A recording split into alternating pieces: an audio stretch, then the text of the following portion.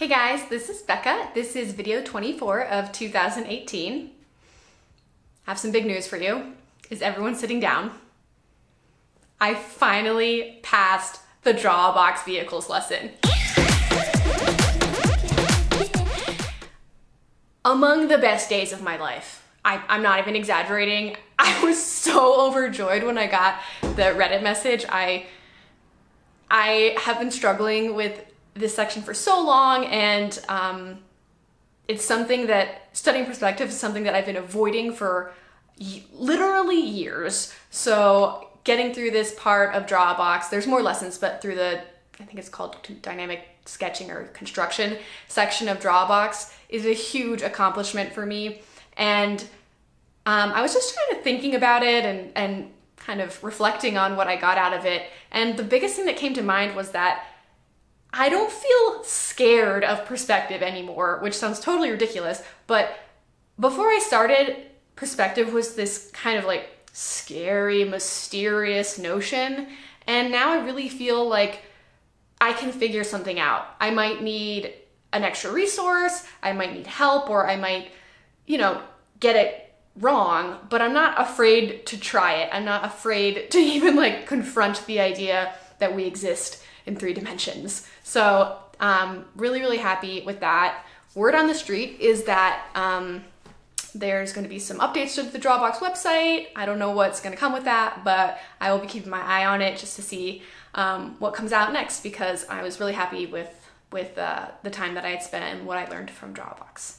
But as you know, we cannot rest on our laurels, so I immediately went back to Proko.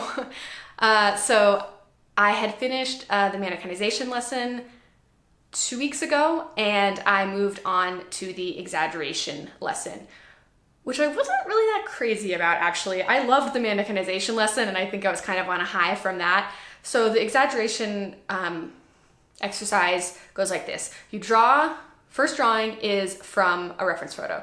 Second is mannequinization of that pose. Third is exaggerated mannequinization of the same pose. And fourth is complete drawing of the exaggerated mannequinization. I don't even know what I'm talking about anymore. And I don't think it's a bad exercise to do, but one of my big theories, I guess, of learning when you're not in a classroom setting is that you absolutely need to have answers to the problems so you don't keep making the same mistakes over and over again.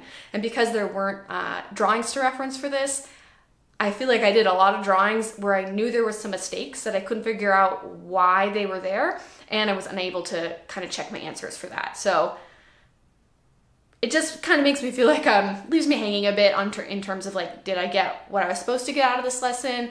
Am I building bad habits, which is obviously something we want to avoid. So it wasn't my favorite. But after that, I moved on to human proportions, which if you've ever taken a figure drawing class, you've probably seen these charts before. It just shows how you can break up the body in terms of different units of measurements, including like head and cranium size.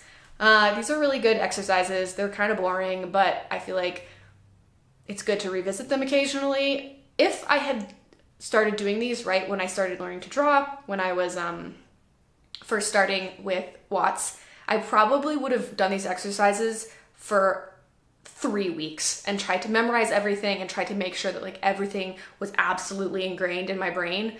But I don't actually think that works very well. So I sort of changed my approach from when I started, and now I don't actually belabor anything. I don't spend weeks and weeks on anything, especially not anything that's that repetitious, because it burns you out, and I actually don't think it works that well. So I did a couple of those, and then I moved on to the measurements section. So that's what I'm working on now. After this, with Proko, you move on to the longer drawing, which I'm really excited about. I have not done a long figure drawing in a really long time. So I'm looking forward to that, but I'll be working on the measurements section next week. Thanks for watching, everybody. On to the drawings.